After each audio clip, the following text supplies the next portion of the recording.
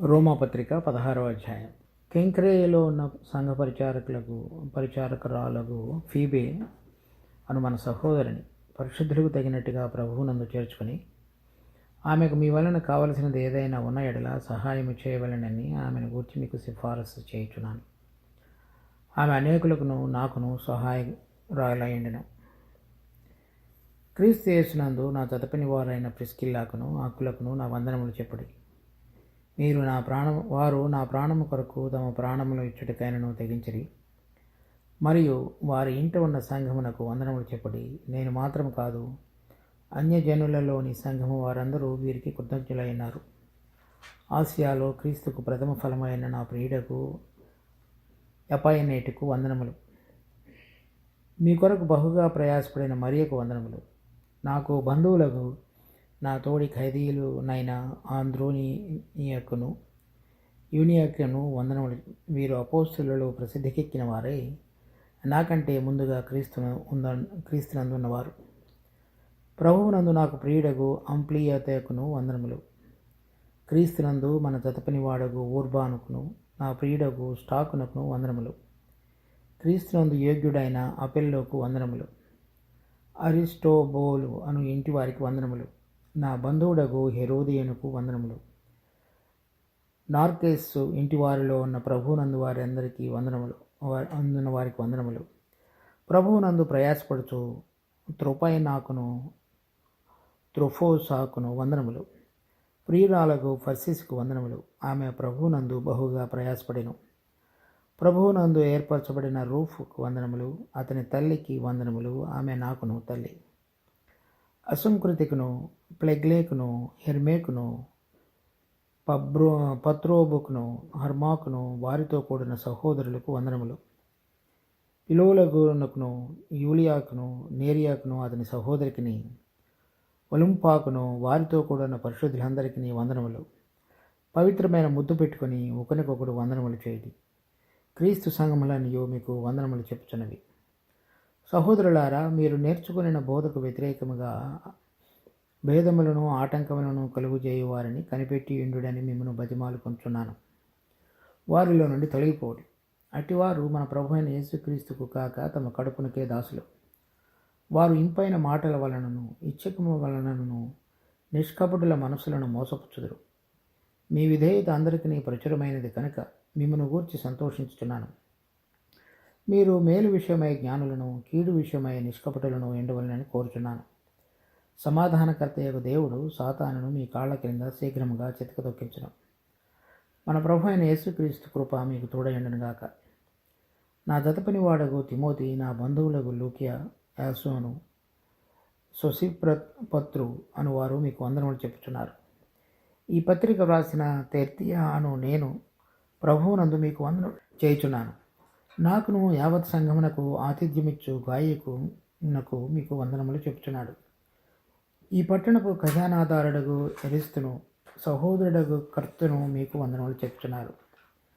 మన ప్రభు అయిన యేసుక్రీస్తు కృప మీకు తోడైనగాక. సమస్తమైన అన్యజనులు విశ్వాసమునకు విధేయులగునట్లు అనాది నుండి రహస్యముగా ఉంచబడి ఇప్పుడు ప్రత్యక్షపరచబడిన మర్మము నిత్యదేవుని ఆజ్ఞ ప్రకారము ప్రవక్తల లేఖనముల ద్వారా వారికి తెలుపబడి ఉన్నది. ఈ మర్మమును అనుసరించి ఉన్న నా సువార్త ప్రకారముగాను యేసుక్రీస్తును గురించిన ప్రకటన ప్రకారముగాను మిమ్మల్ని స్థిరపరచుటకు శక్తిమంతుడును అద్వితీయ జ్ఞానవంతుడునైన దేవునికి యేసుక్రీస్తు ద్వారా నిరంతరము మహిమ కలుగునుగాక. ఆమేన్.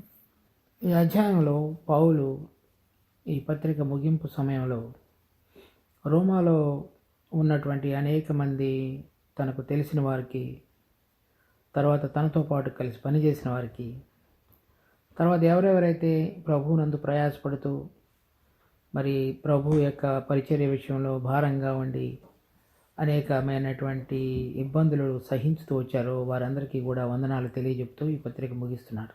కొంతమందిని మనం చూడవచ్చు. 1-2 వచనాల్లో రాయబడినటువంటి ఫీబీ అనేటువంటి ఒక సహోదరి. ఆమె యూదురాలు కాదు, కానీ అన్యజనులకు సంబంధించినదిగా ఉన్నది. ఆమె ఉండేటువంటి పట్టణం పేరు కెంక్రేయ. అది కొరింథు అనేటువంటి పట్టణానికి దాదాపు ఒక 9 మైళ్ళ దూరంలో దిగువన ఉన్నటువంటి ప్రదేశం, ఒక అది పోర్ట్. అయితే అక్కడ అనేకమైన కొరింథీలో ఉన్నటువంటి దురలవాట్లు, వేరే ఆచారాలు అవన్నీ కూడా మనం కొరింథీ పత్రిక చదివినప్పుడు చదువుతాం. అటువంటి సందర్భంలో ఈమె ఒకటి ప్రభువును ఎరిగి ఉండటం మాత్రమే కాకుండా తర్వాత ఆమె అనేకులకు సహాయకురాలై ఉండడం. కనుక ఈవిడ అటువంటి విధంగా ప్రభువు ఏర్పరచుకున్నటువంటి బిడ్డలకు సహాయపడేటువంటి స్థితిలో దేవుడు ఆమెను ఉంచినాడు. దానికి తగిన విధంగా ఆమె పనిచేసినట్లుగా తనకు కలిగిన అవకాశంలో ప్రభువుని ఎరిగిన తరువాత మరి ఎంతో అనైతికతతో నిండినటువంటి ఆ ప్రాంతంలో ఆమె ప్రభువును తెలుసుకొని ఆ వెలుగులో జీవిస్తూ అలాంటి వెలుగులో ఉన్నటువంటి కొంతమంది విషయంలో ఆమె సహాయకురాలుగా ఉండినట్లుగా మనం చూస్తాం. తర్వాత ఇంకా ఇక్కడ 6వ వచనంలో చూస్తే, మీ కొరకు బహుగా ప్రయాసపడిన మరియకు వందనములు. ఇక్కడ కూడా ఇంకొక సహోదరి రోమాలో ఉన్నటువంటి ఒక మరియా అనేటువంటి ఒక సహోదరి కూడా ప్రయాసపడిన సహోదరిగా పౌలు గుర్తిస్తున్నాడు. తర్వాత 12వ వచనంలో, ప్రభువునందు ప్రయాసపడు త్రుఫైనాకును త్రుఫోసాకును వందనములు, ప్రియురాలకు పరిశీసుకు వందనములు, ఆమె ప్రభువునందు బహుగా ప్రయాసపడెను. వీళ్ళందరూ కూడా సహోదరులుగా ఉంటూ మరి ప్రభువునందు బహుగా ప్రయాసపడెను అని వ్రాయబడినది. ఇటువంటి విధంగా ఇక్కడ ఒక లూకా పత్రికలో కూడా కొంతమంది సహోదరుల గురించి మనం చూడవచ్చు. లూకా పత్రిక 8వ అధ్యాయం 1, 2, 3 వచనాలు. వెంటనే ఆయన దేవుని రాజ్య సువార్తను తెలుపుచు ప్రకటించుచు ప్రతి పట్టణంలోనూ ప్రతి గ్రామంలోనూ సంచారం చేయుచుండగా 12 మంది శిష్యులను, అపవిత్రాత్మలను, వ్యాధులను పోగొట్టబడిన కొందరు స్త్రీలను, అనగా 7 దెయ్యములు వదిలిపోయిన మగ్దలేనే అనబడిన మరియయు, హేరోది యొక్క గృహ నిర్వాహకుడకు కూజా భార్యకు యోహన్నాయు, సూసన్నయు ఆయనతో కూడా ఉండిరి. వీరును ఇతరులు అనేకులను తమకు కలిగిన ఆస్తితో వారికి ఉపచారం చేయుచూ వచ్చిరి. ఇక్కడ మనం చూసినటువంటి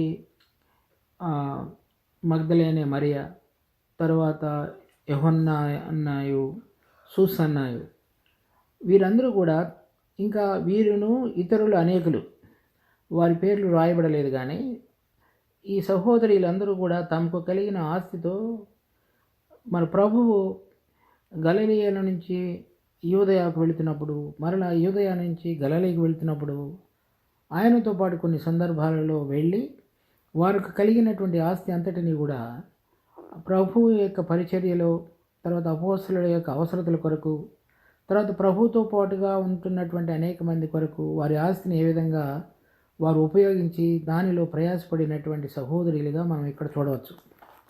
సో అదే ప్రయాసాన్ని ఇక్కడ చెప్పబడినటువంటి ఫీబీ కానీ, తర్వాత మరియ కానీ, తర్వాత 12వ అధ్యాయంలో చెప్పబడినటువంటి 3 సహోదరులు కానీ, వీరందరూ కూడా అదేవిధంగా ప్రభువు యొక్క పరిచర్యలో పాలు పంపులు పొందిన వారుగా ఉన్నారు.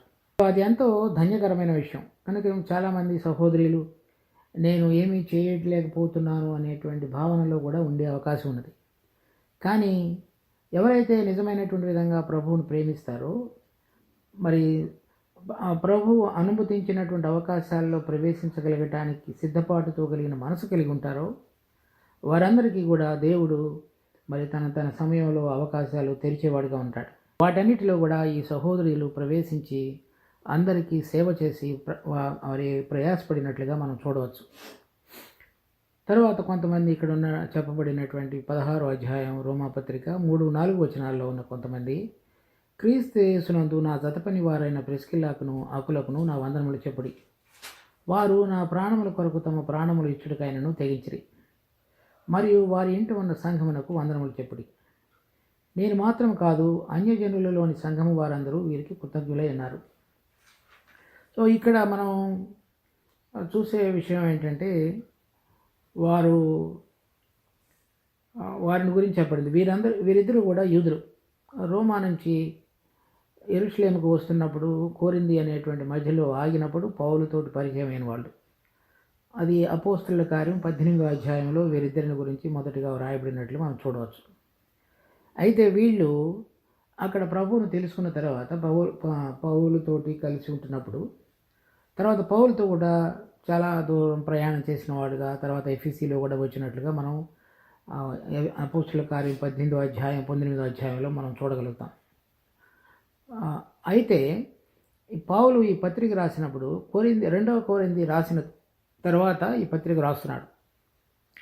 ఆ సమయానికి వీళ్ళు అంతకు మునుపు ఉంటున్నటువంటి రోమా పట్టణానికి మరలా తిరిగి వచ్చినట్లుగాను, తిరిగి వచ్చిన తర్వాత వాళ్ళ ఇంట్లో కొంతమంది పరిశుద్ధులు సంఘంగా కూడి వస్తున్నట్లుగాను పౌలు రాసిన ఈ పత్రికను బట్టి మనం చూడవచ్చు. చూడండి, రోమా నుంచి విడిచిపెట్టి కొరింథీ వచ్చి తర్వాత ఎఫెసీలో ఉండి మరలా తర్వాత రోమా పట్టణానికి వెళ్ళి ఆ రోమా పట్టణంలో ఉంటున్నప్పుడు పౌలు కొరింథీలో ఉన్న సమయంలో రోమా పట్టణంలో ఉన్న వారికి పత్రిక రాస్తూ రోమాలో ఉన్నటువంటి అకుల ప్రిస్కిల్లా వాళ్ళ ఇంట్లో ఉన్నటువంటి సంఘానికి కూడా వందనాలు చెప్తున్నాడు. సో వీరు రోమాలో ఉన్నటువంటి వారు మాత్రమే కాకుండా ఇక్కడ చూడండి, 1 కొరింథీ 16వ అధ్యాయం 19వ వచనం, ఆసియాలోని సంఘముల వారు మీకు వందనములు చెప్పుచున్నారు. అకుల ప్రిస్కిల్లా అని వారును వారి ఇంటున్న సంఘమును ప్రభువునందు మీకు అనేక వందనములు చెప్పుచున్నారు. ఈ 1 కొరింథీ పత్రిక పౌలు ఎఫెసీలో ఉన్నప్పుడు రాశాడు. అంటే వాళ్ళు 19వ అధ్యాయంలో మరి పౌలుతో పాటుగా కొంత ప్రయాణం చేసిన తర్వాత ఎఫెసీలో ఉండిపోయారు. ఎఫెసీలో ఉండిపోయినప్పుడు ఎఫెసీలో ఉంటున్నప్పుడు వాళ్ళ ఇంట్లో సంఘం ఉండిపోయింది. సంఘం కూడా కూడి వచ్చి రావటం మొదలుపెట్టింది. అంటే మనకి ఏమర్థం అవుతుంది, అక్కడ రోమాలో ఉన్నప్పుడు వాళ్ళ ఇంట్లో సంఘం ఉంది, ఎఫెసీలో ఉన్నప్పుడు మళ్ళీ వాళ్ళ ఇంట్లో సంఘం ఉంది. ఆ విధంగా వాళ్ళు ప్రభు ఎక్కడికి తీసుకుని వెళితే ఆ ప్రభు యొక్క ఏర్పాటులో ప్రభు యొక్క భారాన్ని గుర్తెరిగి భార్యాభర్తలు ఇద్దరు కలిసి వారి గృహాన్ని దేవుని యొక్క సేవకు ఇతరులు కూడి రావడానికి పనికొచ్చి దేవుని యొక్క వాక్యాన్ని విస్తృతంగా ప్రచారపరిచి తర్వాత కూడి వచ్చేటువంటి బిడ్డలు ఆత్మీయంగా క్షేమాభివృద్ధికరంగా వారి జీవితాలు ఉండగలగటానికి వారు పనిచేసినట్లుగా వారు వెళ్తున్న ప్రయాణంలో వారు కలిగి ఉన్నటువంటి సంఘాలను గురించి మనకు అర్థమవుతుంది.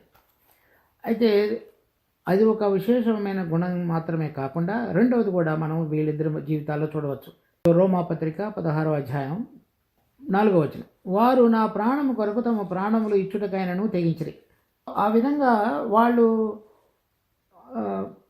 పౌలు యొక్క ప్రాణం కొరకు వాళ్ళ ప్రాణాలు ఇవ్వడానికి ఇష్టపడ్డారు. అంటే ఒక సహోదరుడు కనుక ఎటువంటి సందర్భంలో అంటే ప్రాణాలు అతని పోయేటువంటి సందర్భం ఏదైనా వచ్చి ఉంటే అతని ప్రాణాన్ని కాపాడటానికి వీళ్ళ ప్రాణాలు అడ్డం వేసిన వాళ్ళుగా ఉన్నారు.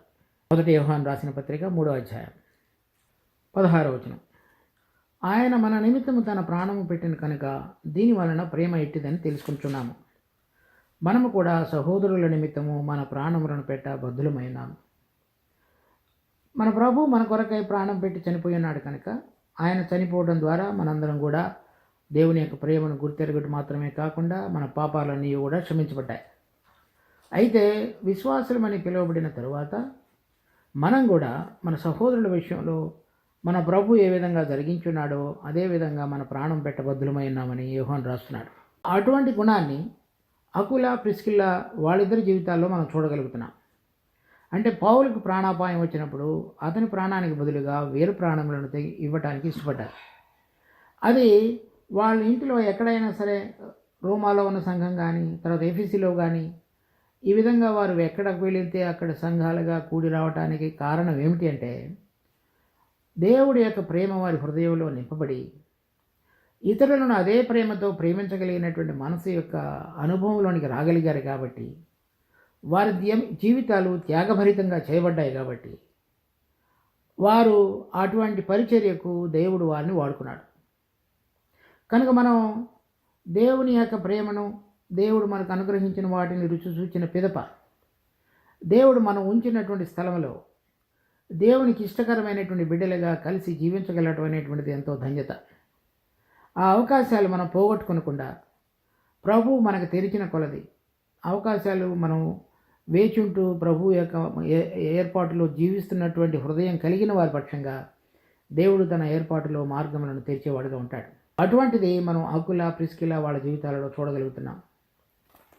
తర్వాత రోమాపత్రిక 16వ అధ్యాయం 7వ వచనములు, నాకు బంధువులను నా తోటి ఖైదీలునైన అంద్రోనీకును యూనియాకును వందనములు.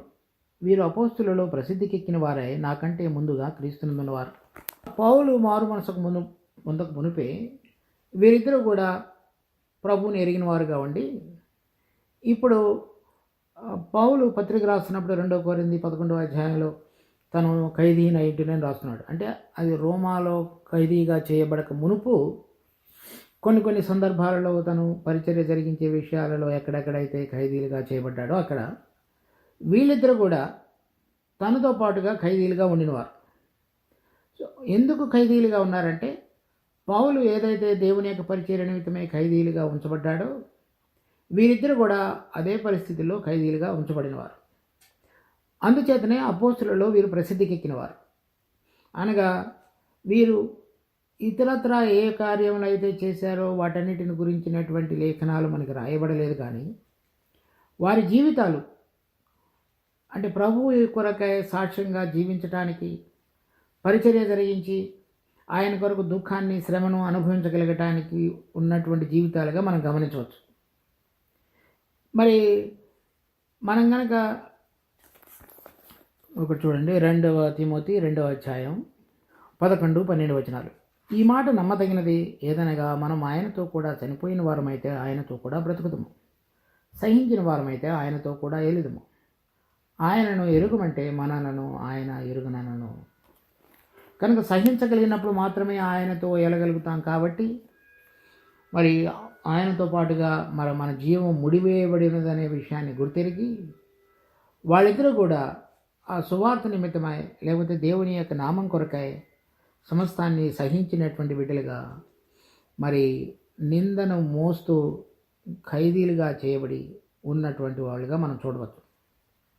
అంటే ఈ అధ్యాయంలో రాయబడినటువంటి వీళ్ళందరూ ఫీబీ కానీ, తర్వాత చెప్పబడినటువంటి కొంతమంది సహోదరులు కానీ, అకుల ప్రిస్కిల్లాలు కానీ, తర్వాత ఇప్పుడు చెప్పబడినటువంటి 2 సహోదరులు కానీ, ఇంకా చెప్పబడినటువంటి అనేక మంది కానీ, వీరందరూ కూడా తొలి దినాల్లో ప్రభువు యొక్క ఆత్మ వారిని కదిలించినప్పుడు వారు ఆత్మ సంబంధంగా ఏమి చూడాలో అది చూడగలిగి ప్రభువులో స్థిరంగా ఉండి ప్రభువు కొరకు జీవించినటువంటి ధన్యకరమైన బిడ్డలుగా మనం చూడవచ్చు. తర్వాత మనం ఇంకొక అతన్ని చూడవచ్చు. ఇక్కడ 23వ వచనం, నాకును యావత్ సంఘమునకు ఆతిథ్యమిచ్చు గాయకును మీకు వందనములు చెప్పుచున్నాడు. ఈ పట్టణపు ఖజానాదారుడగు ఎరుస్తును సహోదరుడగు కొరతను మీకు వందనములు చెప్పుచున్నారు. ఈ గాయు అనేటువంటి అతను కూడా అక్కడ నాకును యావత్ సంఘమునకు ఆతిథ్యం ఇచ్చేవాడు. అంటే అక్కడ ఉన్నటువంటి ఇప్పుడు కోరింథీలో ఉన్నప్పుడు రాసినట్లుగా మనం చూడగలుగుతున్నాం. 2వ కొరింథీ తర్వాత అలా 2వ కొరింథీ రాసిన పత్రిక తర్వాత రాసినట్లుగా అక్కడ ఉన్నటువంటి సంఘంలో అది వాళ్ళ ఇంట్లో ఉన్నటువంటి గాయి, అతని ఇంట్లో ఉన్నటువంటి సంఘం, వాళ్ళందరికీ అక్కడ ఉన్నటువంటి సంఘానికి అతను ఆతిథ్యం ఇచ్చేవాడిగా ఉన్నాడు. అంటే అతని యొక్క పరిచర్య మనం ఏం చూడవచ్చు అంటే, ఎవరెవరైతే దేవుని పరిచర్య జరిగించుతున్నారో వాళ్ళందరినీ స్వీకరించడం, తనకు కలిగిన దాంట్లో వారందరినీ కూడా ఉంచుకొని ఏదైతే పరిచర్య జరిగించాలో పరిచర్య జరిగించేటువంటి బిడ్డగా కూడా ఉన్నాడు. ఇక్కడ మనం చూసినటువంటి ఫీబీ తర్వాత ఆవిడ పత్రిక తీసుకెళ్తుంది. రోమాలో ఉన్న సంఘానికి రాసిన పత్రికను పౌలు ఫీబీ ద్వారా పంపిస్తున్నాడు. తర్వాత 22వ వచనంలో ఈ పత్రిక రాసిన తెర్తియు అను నేను ప్రభువునందు మీకు వందనములు చేయుచున్నాను. అంటే అతను తెర్తియు పత్రిక రాశాడు. ఇలా అకుల ప్రిస్కిల్లాలు ఉన్నారు, తర్వాత గాయి ఉన్నాడు, తర్వాత మిగిలిన వారు ఉన్నారు. వీరందరూ కూడా వాళ్ళ యొక్క పరిచర్యలలో మరి ప్రభువుకి ఇష్టకరంగా నమ్మకమైన వారుగా పనిచేసినటువంటిగా మనం చూస్తున్నాం. కనుక దాని యొక్క ఫలము మనం ఒక వచనం చూడాలి. 1 కొరింథీ 15వ అధ్యాయం 58వ వచనం, కాగా నా ప్రియ సహోదరులారా, మీ ప్రయాసము ప్రభువునందు వ్యర్థం కాదని ఎరిగి స్థిరులను కదలని వారును ప్రభు కార్యాభివృద్ధి అందు ఎప్పటికీ ఆసక్తులనై ఉండి. సో ఇప్పుడు మనం ప్రభువునందు మనకు కలిగినటువంటి ఈ జీవిత కాలంలో కలిగిన అవకాశాలలో ఏదైతే మనం చేస్తామో చేయగలుగుతామో ప్రభు యొక్క ఏర్పాట్లో వాటిలో ఎప్పుడు కూడా ఆసక్తి కలిగి ఉండాలని చెప్తున్నాడు. కొన్నిసార్లు మన యొక్క పరిస్థితులను బట్టి అన్నీ సరిగా జరుగుతున్నప్పుడు కొంత సమయం చేయగలిగే అవకాశాలు కొంతమందికి ఉంటాయి.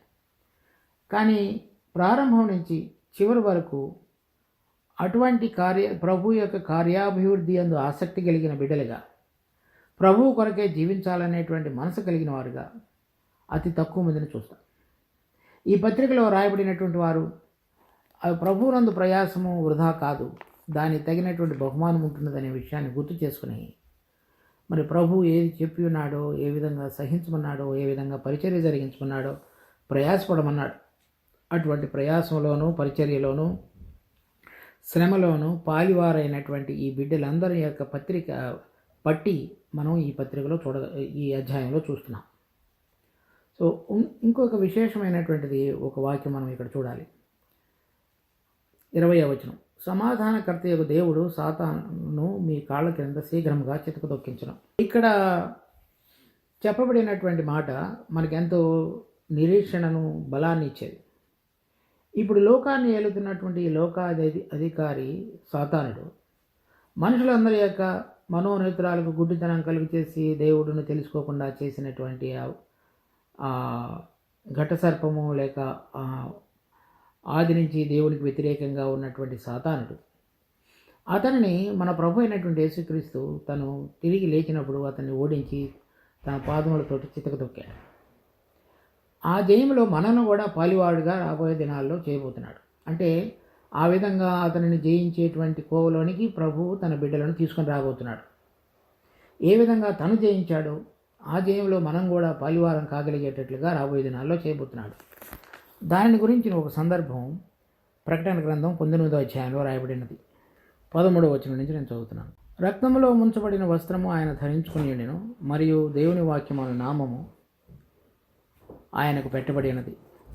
పరలోకముతున్న సేనలు శుభ్రమైన తెల్లని నారబట్టలు ధరించుకొని తెల్లని గుర్రములెక్కి ఆయనను వెంబడించుచుండేది. జనములను కొట్టుటకై ఆయన నోట నుండి వాడిగల ఖడ్గము బయలువెడలుచున్నది. ఆయన ఇనుప దండముతో వారిని ఏలును. ఆయనే సర్వాధికారియగు దేవుని తీక్షణమైన ఉగ్రతను మధ్యపు తొట్టు తొక్కును. రాజులకు రాజును ప్రభువులకు ప్రభువును అను నామము ఆయన వస్త్రము మీద తొడ మీదను వ్రాయబడి ఉన్నది. 17-18 మరియు ఒక దూత సూర్యబింబములో నిలిచియుండట చూచితిని. అతడు గొప్ప శబ్దముతో ఆర్భటించి, రండి, రాజుల మాంసమును, సహస్రాధిపతుల మాంసమును, బలిష్ఠుల మాంసమును, గుర్రముల మాంసమును, వాటి మీద కూర్చుండు వారి మాంసమును, స్వతంత్రులనేదేమి, దాసులదేమి, కొద్దివారిదేమి, గొప్పవారిదేమి, అందరి యొక్క మాంసం తినుటకై దేవుని గొప్ప విందుకు కూడిరండని ఆకాశ మధ్యమందు ఎగురుచున్న సమస్త పక్షులను పిలిచెను. వీరందరూ కూడా ఇక్కడ మనం చూస్తున్నటువంటిది ఏంటంటే, ప్రభు రాజులకు రాజు, ప్రభులకు ప్రభు, ప్రభుతో పాటుగా పరలోకముందన్న సేనలు శుభ్రమైన తెల్లని నారబట్టలు ధరించుకొని తెల్లని గుర్రములెక్కి ఆయన వెంబడించుచుండేది.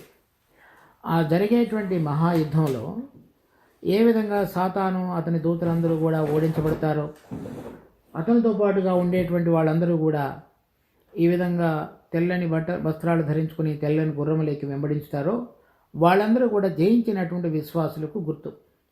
సో వాళ్ళని గురించి ఇంకొక చోట కూడా రాయబడినది. ప్రకటన గ్రంథం 17వ అధ్యాయం 14వ వచనం, వీరు గొర్రెపిల్లతో యుద్ధము చేతురు కానీ గొర్రెపిల్ల ప్రభువులకు ప్రభువును రాజులకు రాజునయ్యున్నందున తనతో కూడా ఉండిన వారు పిలువబడిన వారై ఏర్పరచబడిన వారై నమ్మకమైన వారై ఉన్నందున ఆయన ఆ రాజులను జయించును. కనుక మన ప్రభు కల్వరి శిలువలో చనిపోయి తిరిగి మృతుల్లో నుంచి లేచినప్పుడే సాతాను ఓడించబడి ఉన్నాడు. అయితే అతని యొక్క ప్రభుత్వం మొత్తం కూడా సమస్తము ఓడించబడి ఈ లోకములో ఉన్నటువంటి రాజ్యములన్నీ కూడా ప్రభు యొక్క రాజ్యములుగా చేయబడి ఆ నూతనమైనటువంటి రాజ్యాన్ని ప్రభు స్థాపించబోయే మునుపు అతనితో పాటుగా ఉన్నటువంటి కొంతమంది బిడ్డలను గురించి ఇక్కడ సాక్ష్యం రాయబడినది. వాళ్ళ పాదాల కింద శీఘ్రముగా సాతానును తొక్కించును ప్రభు అని రాయబడి పౌలు రోమాలో ఉన్న పత్రికలో ఉన్నటువంటి విశ్వాసులకు చెప్తున్నాడు. అంటే అర్థం ఏంటి? ఇక్కడ రాయబడినటువంటి ప్రకటన 17వ అధ్యాయం 14వ వచనంలో కానీ, తర్వాత మనం చదివినటువంటి 19వ అధ్యాయం 14వ వచనంలో కానీ ఇక్కడ వ్రాయబడినటువంటి ఈ పరిశుద్ధులందరూ కూడా సరైన విధంగా దేవునితో కూడా నడిచి వారి జీవితకాలంలో పరిశుద్ధతలో వారి యొక్క జీవితాన్ని సరిదిద్దుకుంటూ మరి దేవుని కొరకు ప్రయాసపడి దేవుని కొరకై మరి శ్రమను ఓర్చి వారికి అనుగ్రహించబడినటువంటి జీవితంలో జయించిన వారుగా లెక్కించబడిన వారని అర్థం. సో అటువంటి వారి చేత రాబోయేటువంటి దినాలలో శీఘ్రముగా మీ కాళ్ళ కింద సాతానును త్రొక్కించును అని రాయబడింది. అది ఎంతో ధన్యత. కనుక ఇక్కడ రాయబడినటువంటి ఈ బిడ్డలందరూ వారికి చెప్పబడినవి కానీ, రోమాలో ఉన్నటువంటి విశ్వాసులు కానీ, వీరందరిని గురించి పౌలు యొక్క ఉద్దేశం ఏమిటి అంటే, వాళ్ళందరూ కూడా జయించిన జీవితం కలిగి మరి ఏ విధంగా అయితే పరలోకములో ఉన్నటువంటి సేనలు ప్రభువుతో కూడా కలిసి అంతిమ యుద్ధంలో సాతానును అతని దూతలను అతనితో పాటుగా ఉన్నటువంటి అనేక మంది రాజులను ఓడించి వధ చేస్తారో వాళ్ళను గురించి చెప్తూ దానిలో మీరు కూడా పాలువారు అవుతారు అని రాయబడినది. కనుక మనందరం కూడా విశ్వాసులుగా పిలువబడినటువంటి మనం మరి ఫీబీ వలె, అకుల ప్రిస్కిల్లా వలె, గాయి వలె, తర్వాత మరియ వలె, పర్సిస్ వలె, మిగిలినటువంటి అనేక మంది వలె సరైన విధంగా జీవించుతూ మనకు కలిగినటువంటి అవకాశాల్లో ప్రభువును ప్రేమిస్తూ ప్రభువు కొరకు ఇష్టపూర్వకంగా జీవించగలిగినటువంటి ఈ జీవిత కాలాన్ని, మిగిలినటువంటి సమయాన్ని మనం వృధాపరచుకోకుండా యథార్థంగా కనుక మనం ప్రభువు కొరకు జీవించగలిగినట్లయితే ఆ గుంపులో మరి ప్రభు వచ్చినప్పుడు శీఘ్రముగా మీ పాదముల కింద సాతానును చితక దొక్కించును అనేటువంటి గుంపులో మనం కూడా చేర్చబడేటువంటి విధంగా దేవుడు మనకు మార్గాన్ని తెరవగలడు. ఆ ఆధిక్యతను మనం గుర్తెరిగి మరి మనకు కలిగినటువంటి అవకాశాల్లో ఏ విధంగా మనం ప్రభువుకు పరిచర్య జరిగించుతూ ప్రభు నామం కొరకైనటువంటి శ్రమని, దుఃఖాన్ని అనుభవిస్తూ విపరీతమైన పరిస్థితుల్లో ప్రభువు కొరకు సాక్ష్యంగా జీవిస్తూ ఇంకా కలిగిన అవకాశాల్లో మన యొక్క గృహాలు, మన హృదయాలు ప్రభువు కొరకు తెరుస్తూ మనం జీవించగలిగినట్లయితే ఆ గుంపులోనికి మనం కూడా చేర్చబడగలిగి ఆ ధన్యతలో మనం కూడా పాలు పంపులు పొందగలిగే వారంగా ఉండగలుగుతాం. దాని కొరకై దేవుడు మనందరికీ సహాయం చేసి మిగిలిన మన శేష జీవితంలో మరింత పురుకొల్పు కలిగి మరి కార్యాభివృద్ధి యందు ఆసక్తి కలిగి మన ప్రయాసాన్ని కొనసాగించుతూ ప్రభువుకి ఇష్టకరమైన జీవితాన్ని జీవించగలుగుటకు మనందరికీ ప్రభువు సహాయపడిన కాక. ప్రార్థన చేసుకుందాం. మా జీవం కలిగిన తండ్రి, మీ వాక్య భాగాలన్నిటిని బట్టి మీకు ఎంతో వందనాలు. ఈ రోమాపత్రిక 1వ అధ్యాయం నుంచి 16వ అధ్యాయం వరకు మాకు కలిగినటువంటి పరిమితిలో మేము చూడగలిగిన విషయాలు మాకెంతో ఆశీర్వాదకారణంగా మీరు చేసి ఉన్నారు. మాకు క్షేమాన్ని కలిగించే విధంగా అనేక విషయాలు ఏ విధంగా మేము అర్థం చేసుకుని మా జీవితాల్లో అన్వయించుకుని జీవించాలో దానికి తగిన విధంగా మీరు మాకు కృపను అనుగ్రహించి దీనంతటినీ కూడా మేము శ్రద్ధగా చదవటానికి ఇచ్చిన అవకాశాలన్నిటిని బట్టి కూడా మీకు ఎంతో వందనాలు. ఏవైతే మాకు అనుభవపూర్వకంగా కొన్ని విషయాలు జరగనిచ్చారో వాటిని బట్టి మీకు స్తుతి స్తోత్రాలు. ఏవైతే ఇంకా మేము వాటిలో అభివృద్ధి పొంది మిగిలిన విషయాలు కూడా మా యొక్క జీవితంలో అనుభవపూర్వకంగా మార్చబడాలో దానికి కావలసిన కృపను మాకు ప్రసాదించి మా జీవితము ఈ లోకములో ముగియక మునిపే మీరు కోరుతున్నటువంటి జయించిన విశ్వాసుల యొక్క గుంపులోనికి మేము చేర్చబడి పరిశుద్ధమైన వస్త్రములు ధరించుకొని తెల్లని గుర్రములను ఎక్కి మీతో కూడా కలిసి తిరిగి మరి మీతో కూడా ఉండినటువంటి వారు, పిలువబడిన వారు, ఏర్పరచబడిన వారు, నమ్మదగిన వారు అయినందున అటువంటి కోవలోనికి రాగలిగినటువంటి వారంగా మేము ఉండబడగలుగుటకు సహాయపడండి. పత్రికలో రాయబడినటువంటి అకుల, ప్రిస్కిలా కానీ, గాయి కానీ, మరి ఫీబీ కానీ, మరియ కానీ, పర్సిస్ కానీ, అనేక మంది సహోదరులు మరి యూదులు కానివ్వండి, అన్యజనులు కానివ్వండి, అందరూ కలిసి ఏ విధంగా జీవించారో అటువంటి విధంగా మా జీవితాలు కూడా ఉండగలుగుటకు మార్గదర్శకంగా వారిని మా ముందు ఉంచారు. కనుక ఆ విషయాలన్నిటిలో కూడా మేము మరింత శ్రద్ధ కలిగి మేము ఎక్కడ ఉంచబడుతున్నప్పటికీ మరి ఏ జాతివారమైనప్పటికీ అందరినీ ప్రేమించగలిగినటువంటి నూతన మనసుతో, అందరినీ స్వీకరించగలిగినటువంటి చిన్న మరి ఎంతో సింపుల్ మనసుతోటి మా హృదయాలు తెరవబడి సిద్ధపరచబడుటకు మా అందరికీ కృప చూపించండి. మాలో ఉన్నటువంటి ప్రతి పనికిరానితనం కూడా కొట్టివేయబడి ఇతరులను మా ప్రాణములు ఇచ్చినంతగా ప్రేమించగలిగినటువంటి ఆ మారనటువంటిది స్వార్థరహితమైనటువంటి ప్రేమ మా జీవితాలలో మీరు కుమ్మరించి నడిపించమని వేడుకుంటూ ఆ విధంగా మా జీవితము సార్థకతలోనికి రాగలుగుటకు మీరు కోరినటువంటి జీవితంలో నింపబడి మీ నామానికి మహిమ తీసుకొని రాగలిగే జీవితంలో మేము జీవించగలుగుటకు మా అందరికీ కృప చూపించమని మా రక్షకుడు ప్రభు అయిన యేసు నామమున అడిగి వేడుకుంటున్నాం తండ్రి. ఆమెన్.